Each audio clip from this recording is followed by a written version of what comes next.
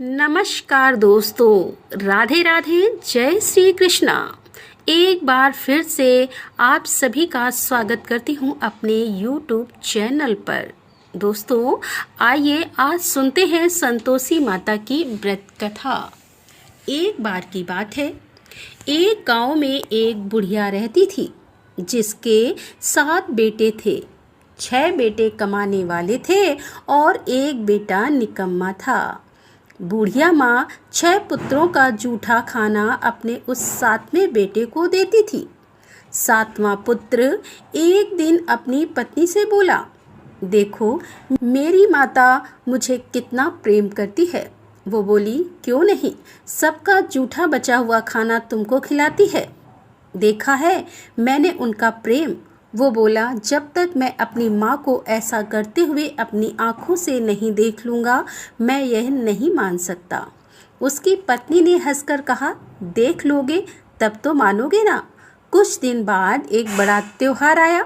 घर में कई प्रकार के भोजन और चूरमे के लड्डू बने।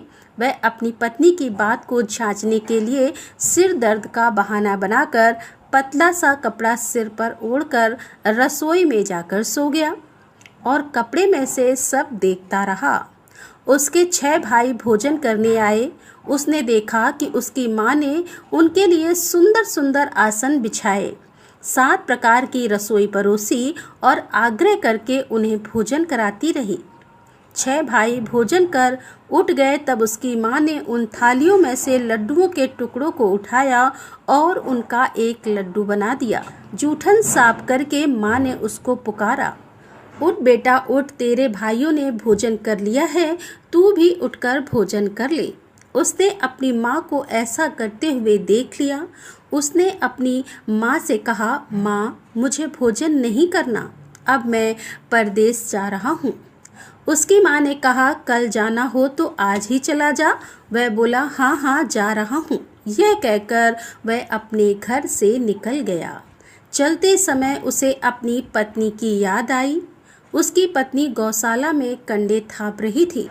वह वहां जाकर बोला, मेरे पास तो कुछ नहीं है, यह एक अंगूठी है, इसे ले लो और मुझे अपनी कोई निशानी दे दे। वह बोली कि मेरे पास क्या है, यह गोबर भरा हाथ है। वह कहकर उसकी पत्नी ने उसकी पीठ पर गोबर के हाथ की थाप मार दी और वह फिर वहां से चल दिया। चलते चलते दूसरे देश में पहुंचा। वहां एक साहूकार की दुकान थी। वह वहां जाकर बोला, सेठ जी मुझे नौकरी पर रख लो। साहूकार को भी एक नौकर की सख्त जरूरत थी। साहूकार ने कहा, काम देखकर ही तुझे तनख्वाह मिलेगी। उसने कहा, सेठ जी जैसा आप ठीक समझे, और उसे साहूकार के यहाँ नौकरी मिल गई।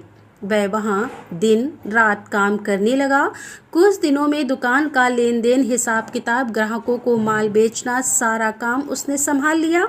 साहूकार के 7-8 नौकर थे।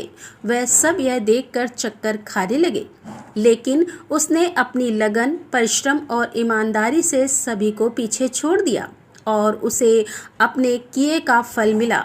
सेठ ने भी उसका काम देखा और 3 महीने में ही उसे मुनाफे में साझेदार बना लिया। परिश्रम करते करते 12 साल बीत गए और वह उस नगर का एक नामी सेठ बन गया और सेठ अपना सारा कारोबार उस पर छोड़कर वहां से बाहर चला गया।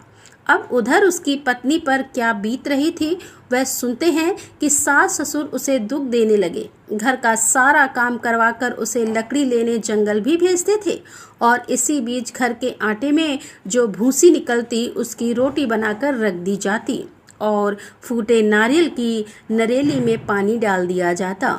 इस तरह उसे खाना दिया जाता और उसके दिन इसी तरह बीत रहे थे। एक दिन जब वह जंगल में लकड़ी लेने जा रही थी तो उसे रास्ते में बहुत सी स्त्रियां संतोषी माता का व्रत करते हुए दिखाई दी।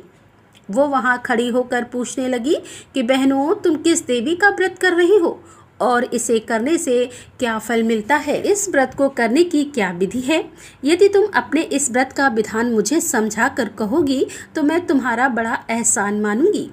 उनमें से एक औरत ने कहा, सुनो, यह संतोषी माता का व्रत है। इसको करने से निर्धनता, दरिद्रता का नाश होता है, लक्ष्मी आती है और मन की चिंताएं दूर होती हैं। मन को प्रसन्नता और शांति मिलती है। निपटी को पुत्र मिलता है। अगर प्रीतम बाहर गया हो तो वह शीघ्र ही लौट आता है।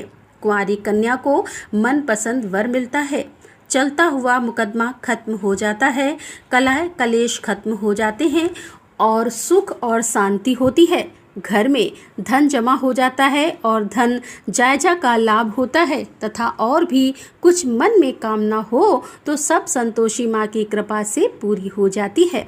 इसमें कोई संदेह नहीं है। उसने पूछा कि यह व्रत कैसे किया जाता है, यह भी बताओ तो तुम्हारी बड़ी कृपा होगी। वो स्त्री कहने लगी कि बिना परेशानी, श्रद्धा और प्रेम से जितना भी हो सके प्रसाद लेना, 5 पैसे से 1.25 आने तथा इससे भी ज्यादा शक्ति और भक्ति के अनुसार गुड़ और चना लेना, हर शुक्रवार को निराहार रहकर कथा कहना और इसके बीच क्रम नहीं टूटे, लगातार नियम पालन करना। कथा सुनने वाला कोई ना मिले तो घर में घी का दीपक जलाकर उसके आगे जल का पात्र रखकर कथा को कहना या सुनना, परंतु नियम ना टूटे। जब तक कार्य सिद्ध ना हो नियम का पालन करना और कार्य सिद्ध हो जाने पर व्रत का उद्यापन करना। 3 महीने तक ऐसा करने पर माता पूरा फल प्रदान करती है।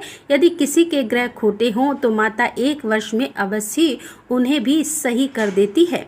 कार्य सिद्ध होने पर ही उद्यापन करना, बीच में नहीं। उद्यापन में 2.5 सेर आटे का खाजा तथा इसी के अनुसार खीर तथा चने का साग बनाना, 8 बच्चों को भोजन कराना, जहाँ तक मिले देवर जेठ भाई बंधु कुटुंब के लड़के लेना, ना मिले तो रिश्तेदार और पड़ोसियों के लड़कों को बुला लेना, उन्हें भोजन कराकर अपनी शक्ति के अनुसार दक्षिणा देना, माता का नियम पूरा करना और ध्यान रखना कि उस दिन घर में कोई खटाई ना खाए। यह सारी बात सुनकर वह वहां से चली गई। रास्ते में लकड़ी के बोझ को उसने बेच दिया और उन पैसों में गुड़ और लेकर माता के व्रत की तैयारी करने के लिए आगे बढ़ी।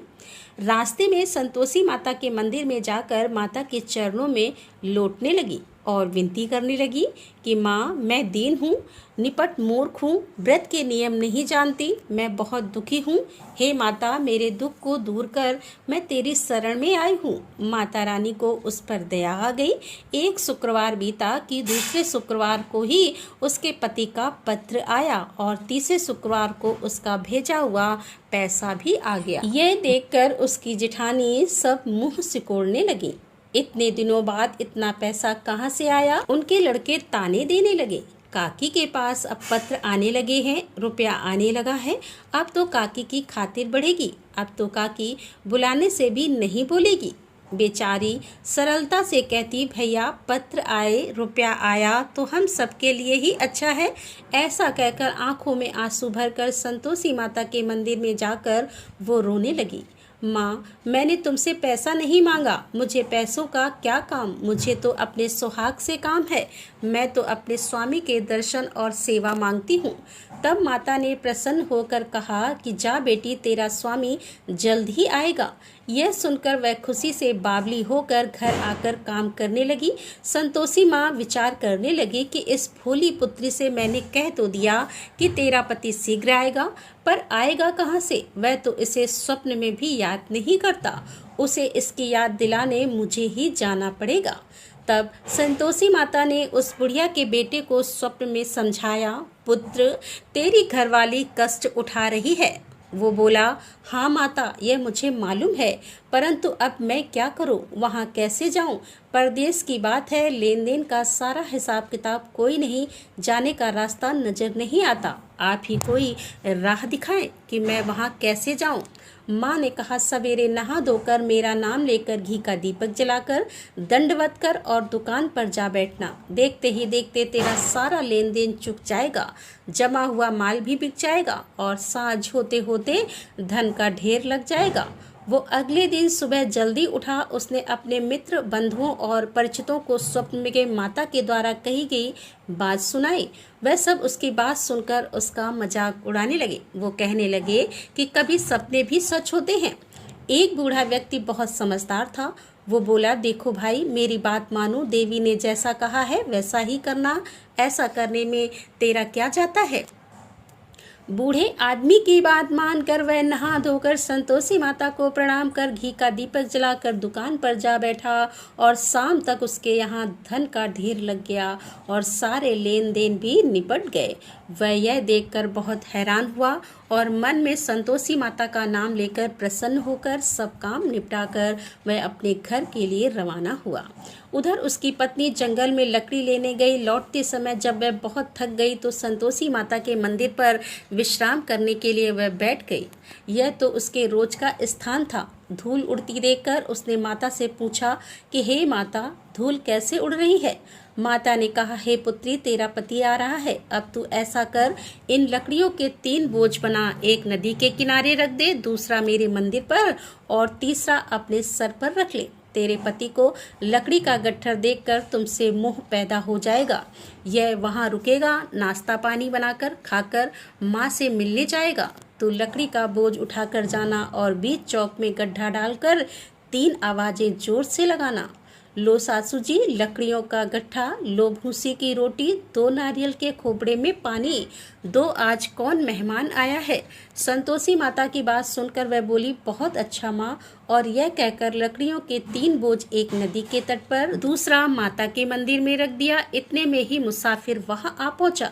सूखी लकड़ी देखकर उसको इच्छा हुई कि अब वह यहीं विश्राम कर ले और भोजन बनाकर खा पीकर अपने गांव के लिए चले।